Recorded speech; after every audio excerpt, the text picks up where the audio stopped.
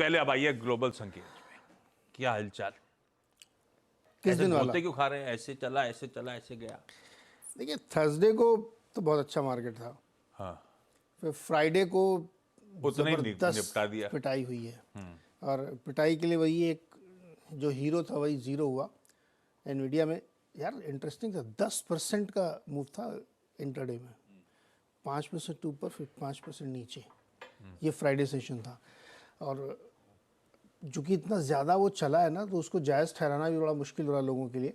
तो इसी ने लीड किया मार्केट को गिराने में, और बाकी फिर इसके पीछे पीछे वो सब जो बेचारे कमज़ोर वाले हैं, टेस्ला और एप्पल, ये सब गिर गया बुरी तरीके से।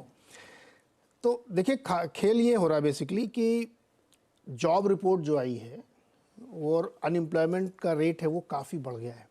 3.9% अनएम्प्लॉयमेंट रेट हो गया, और फेड 4% देखना चाहता है उसको। तो ये एक बहुत अच्छी खबर थी, मार्केट ने इसको लाइक किया, इसीलिए वहाँ पे तेज़ी का माहौल था। लेकिन फ्राइडे को आते आते ये इसलिए गिरा क्योंकि टेक्नोलॉजी शेयर्स में प्रॉफिट बुकिंग हुई, कई सारे हेज फंड ने बेचा माल, और अब ये माना जा रहा है कि शायद जो अभी 19-20 तारीख को बैठक है मार्च में फेड की, इसमें कुछ नहीं होगा। इसमें क्वार्टरली अपडेट देगी फेड की तरफ से, दिया जाएगा कि इस क्वार्टर में क्या हो सकता है।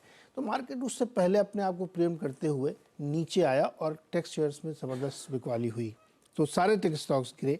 लेकिन अच्छी बात यह है कि अंडरटोन अगर आप रीड करना चाहते हैं तेज़ी के लिए, तो डॉलर इंडेक्स गिरा है, डॉलर वीक हुआ है, बॉन्ड यील्ड नीचे आई है। ये सब ये इंडिकेट कर रहे हैं कि शायद उस रिपोर्ट को, जो अनएम्प्लॉयमेंट रेट 3.9% पहुँचा है, फेड कंसिडरेशन में लाएगा, और इन्फ्लेशन आज कल में जो आने वाला है उसको भी होगा। तो ये एक बड़ा इंपॉर्टेंट फैक्टर था जिस पर मार्केट ने अच्छे से रिएक्ट किया। दूसरा, एक सुबह सुबह आज एक फैसला नहीं आया, जापान ने अपने जीडीपी को रिवाइज किया अपवर्डली +0.4%।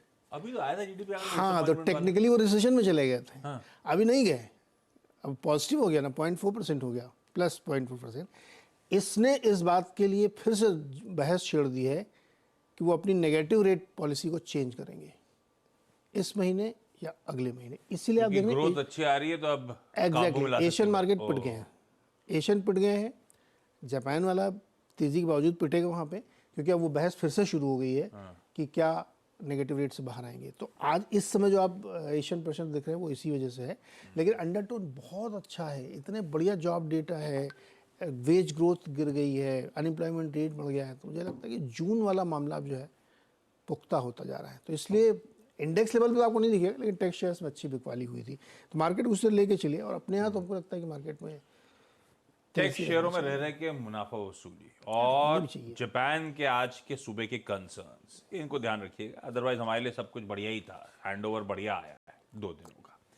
वीरू के पास चला जाए, फिर ऐसे में निफ्टी बैंक का अप्रोच क्या रखना है उसको समझ लिया।